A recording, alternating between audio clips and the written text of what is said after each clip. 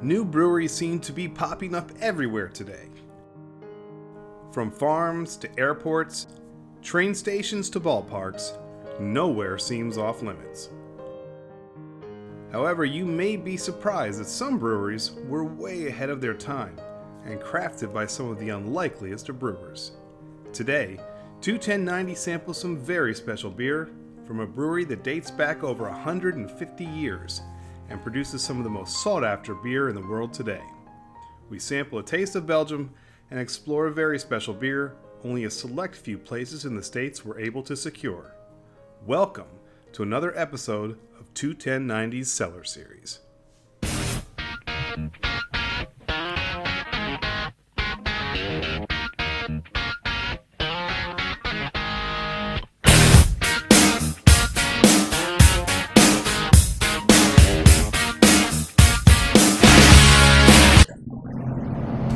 Welcome back to 21090, everyone. I am Andy, this is Todd, and this is Mike. This is our second in our series of the Cellar Series, where we spotlight some special beers from Hella's Restaurant here in Severna Park, Maryland. Last time we were together, we talked about the pumpkin beers. We had a great time doing the Southern Tiers, the 2017, the 18. Today, though, we have something really cool. So we're going to take you to Southern Belgium, to one of the very few true Trappist breweries in the world today, and probably the most infamous, I would say. That's the Chimay Brewery, founded in 1862. Okay, they released a very special one-time beer that we're going to talk to you about today. Very limited release. Only, I believe, 2,500 cases were even sent across the pond here to us in the United States, and Mike was lucky enough to get his hand on one of those cases, which is really cool. So Trappist breweries, for those of you who don't know much about them, they have very strict guidelines. That is, you have to have everything must be done on the grounds and within the confines of the actual monastery. The second is that you have to make sure that the brewing is secondary in nature to what makes a Trappist monastery run, which is of course your prayer and your reflection, and then that kind of community work that goes back to it. And then the third would be that all the profits go right out to serving the community, charitable events, and whatever is left goes back into the brewery to continue to brew. So this is not really a profitable thing. This is something that's more of a passion and kind of a creation, which is really neat. So today we're going to talk about their special release, which is in honor of their 150th anniversary, hence the name Spéciale Cinq Cinquante. Cinq Cinquante, right? Cinq Cinquante. I'm not going to try that. Est-ce que tu parles français, Todd? Oui. We're going to jump into that today, but Mike, tell me a little bit about this beer, what we can expect, and maybe if there's anything more that you want to touch on with Chimay that we may have missed. Yeah, Chimay is definitely one of the iconic Trappist breweries. As Andy talked about, the Trappist brewery, everything is brewed within the walls of the monastery by the monastic community themselves, right? And one of the cool things about Trappist breweries, they were kind of one of, if not the original, non-profit business model, right? They made these products, they did things such as brew these beers, and they sold them so they could raise revenues to give back into the community, right? They're truly non-profit, and they still do that work today. What we have for their 150th anniversary is it's a Belgian-style Trappist. It is a spice-forward beer that is very fruit-driven, malt-driven, fuller-bodied, and it is a wonderful beer. A Trappist, not a triple, is a Belgian version of a golden ale. So it's really kind of a Belgian-style, higher alcohol content pale ale. So it's a strong pale ale. So when we're drinking this, we really kind of want to, look for some fruit esters and look for some spices, heavy spice notes, peppercorn, coriander is what we're looking for. This is a very special brew that they made just for this anniversary, so it's hard to kind of compare it to something else. 2012, right? 2012, yep. So it celebrates our 150th year. So this has been sitting for a while, and again, this is one of the things that's cool, hence the Cellar Series. We're talking about beers that have been around for a little while, and the flavors and the subtleties are going to change a little bit over time. Now, of course, we don't know what this tasted like in 2012, but we're really excited to dive into that. But one of the unique characteristics about Chimay as well is their yeast is very, very intricate and delicate, and it's kind of very unique to Chimay. Yeah. Yes. It was actually cultivated by Father Theodore in 1948. There's a nugget for you, okay, to kind of Thank you, Ted. drop some, and so when people think of the bananas and the cloves and stuff like that, the blue moony kind of thing, there's a little more of a distinctive nature to the Chimay. And so that's going to play off of that as well. That's exclusively what they use. They also, within the confines of the monastery, all their water comes from wells within the abbey, which is cool. All the local ingredients come from the Loire Valley, which of course you know is a very infamous wine region in France. So you're getting some really cool natural flavors.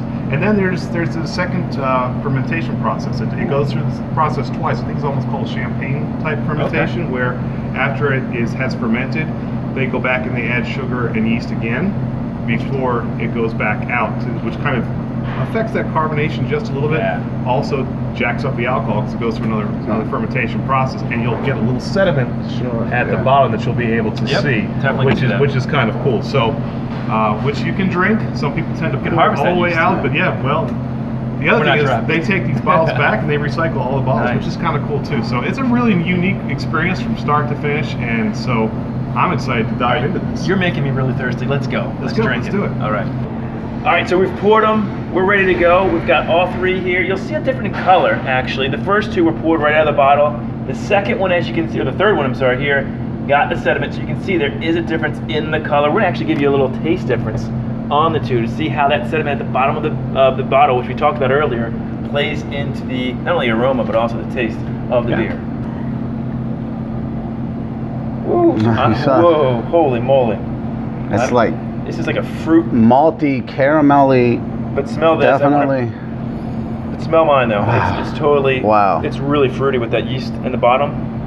Do you smell the difference? Oh, definitely. And you can kind of smell a little more earthy to it as well. A little bit musty. Almost a champagne notes to this. If you think about that, which again would be a good tie-in. But cheers, guys. Pretty. Great smell.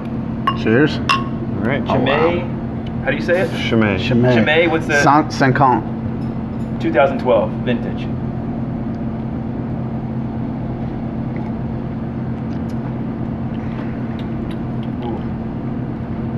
That's a good beer. Ooh. Taste the carbonation, how good that's still held up. It's amazing. Very much so. You know? Sweet, but not overly sweet.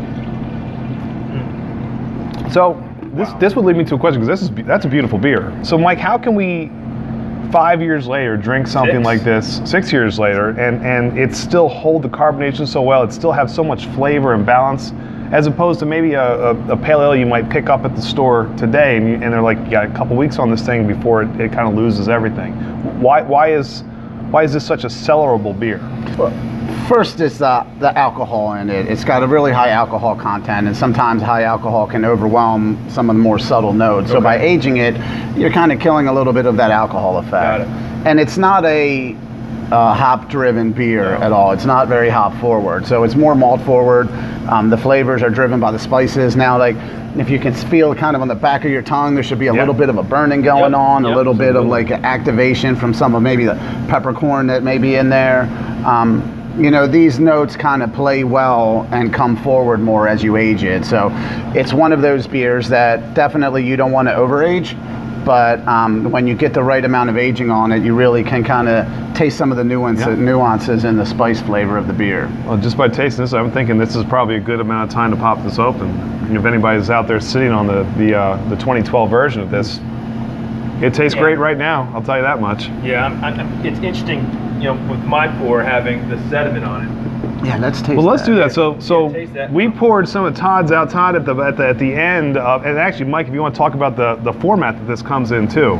Sure. Yeah, this was not brewed in draft at all. It's only cork and cage bottle, so you can only get this 750 milliliter bottle, cork and cage, no other format. Yeah, and you do have some here at Hellas still. We do. Right? We have a case of this. So 11 bottles now. So the nice thing is you may see this in some format in the future, maybe incorporated with a nice beer and food pairing or something. Mike is a guru with that. We told you about that. We got some stuff coming up soon. So yeah, this is, I guarantee you, the only place in town you'll find this. Definitely. One of the reasons that we do the cellaring is so we can have unique product for special events. So that definitely is something you may see down the road, a Belgian beer dinner, something of that nature, where we can incorporate this beer into that. You let us know, we'll be there. Yeah. Let's show you. All right, so this is the one that had the actual sediment, the yeast at the bottom. I actually, maybe it's because I took this first, I like this better. I don't know why. To me, it's you get that sort of estery yeast. Yeah, I think it adds that earthiness. Yes. It adds that kind of like that umami component There that it makes is. it a little bit more balanced. Because otherwise, without the yeast, it is a little bit on the sweeter end. Right. Right. Right. So.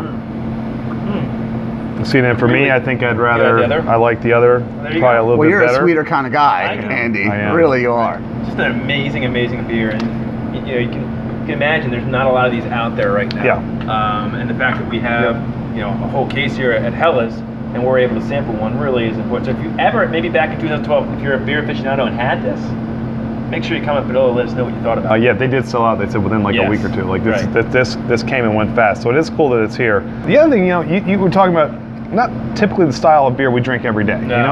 Especially here in America, we tend to. The IPA craze is here.